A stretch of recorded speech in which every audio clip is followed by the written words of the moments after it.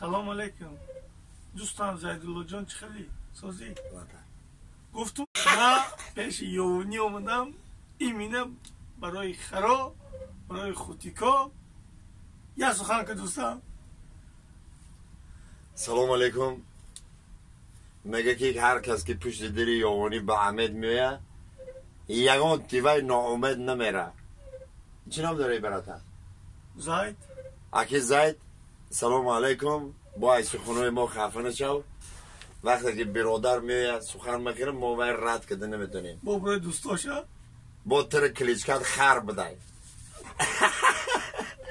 داشت نخره او خره نامو زید خطیه جورش که جای دوزی میرم. فهمیدی؟ که جای دوزی میرم